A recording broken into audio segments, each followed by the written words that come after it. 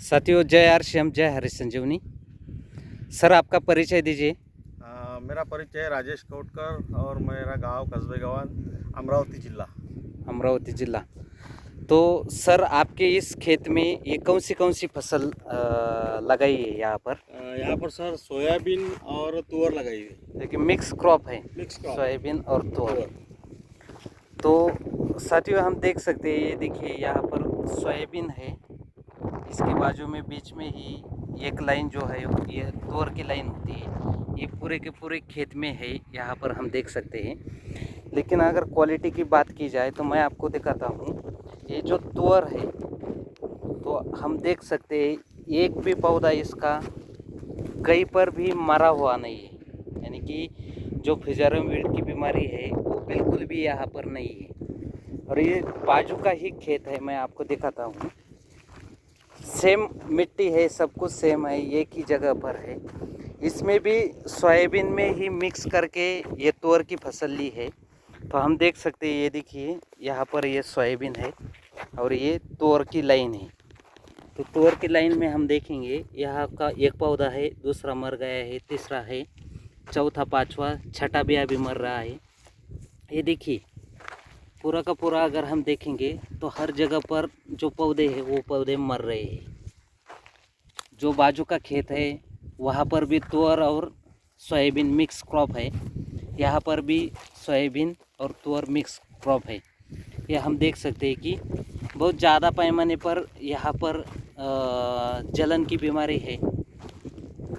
पूरी की पूरी जो लाइन है, लाइन लगभग 60% से भी ज़्यादा जो पौधे हैं ये मर चुके हैं। तो हम सर से जानेंगे कि एक्चुअली ये बदलाव क्यों दिखाई दे रहा है।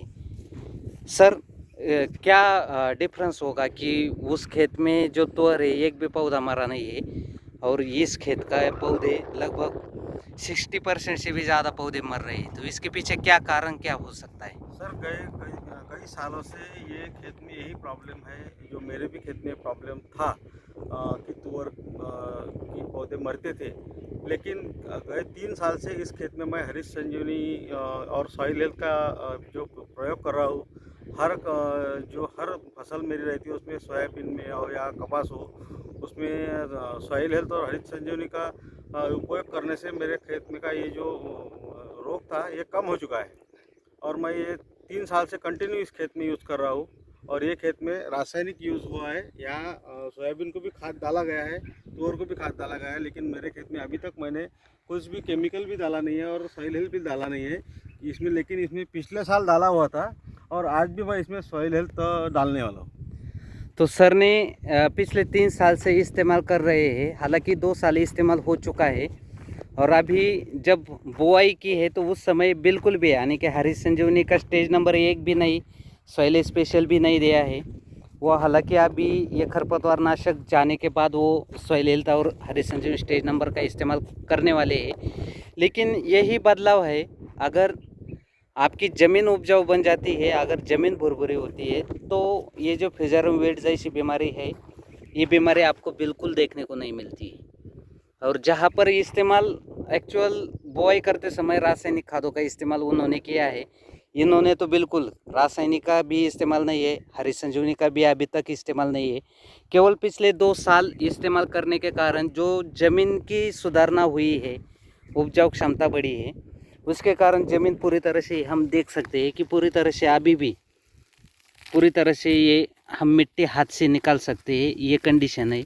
अगर बाजू का प्लॉट देखा जाए तो हम वहाँ पर भी देखते हैं हाथ से मिट्टी किस तरह से निकलती है।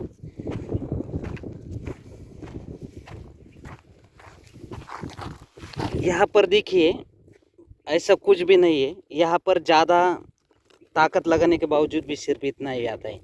ये देखिए पूरी तरह से ताकत लगाने के बाद सिर्फ ऊपरी वाला हिस्सा ही हाथ में मिट्टी का आता है। और जो जहाँ पर 2 साल से इस्तेमाल हो रहा है तो वहाँ पर भी देखिए ऐसा कुछ नहीं कि जगह देख कर रहे हैं, ऐसा भी नहीं। लेकिन यहाँ पर बिना ताकत लगाए हुए भी इतनी मिट्टी आ जाती है। ये देखिए बिना ताकत लगाने के बाद भी इतनी मिट्टी आ जाती है। तो ये बदलाव है, इसके कारण ये बदलाव हुआ है कि यहाँ पर जो जलन की बीमारी है बिल्कुल भी नहीं है। पूरे प्लॉट में नहीं है, कहीं पर भी एक भी पौधा मरा हुआ नहीं है, बिल्कुल भी नहीं। और बाजू वाला जो खेत है तो ये भी हमने आज देखा, चलते चलते ध्यान में आया, तो फिर हमने चर्चा की कि ये बदलाव क्यों है। तो फिर इसके ऊपर चर्चा हुई और हमने ये वीडियो बनाया। जय RCM, जय हरि संजीवनी।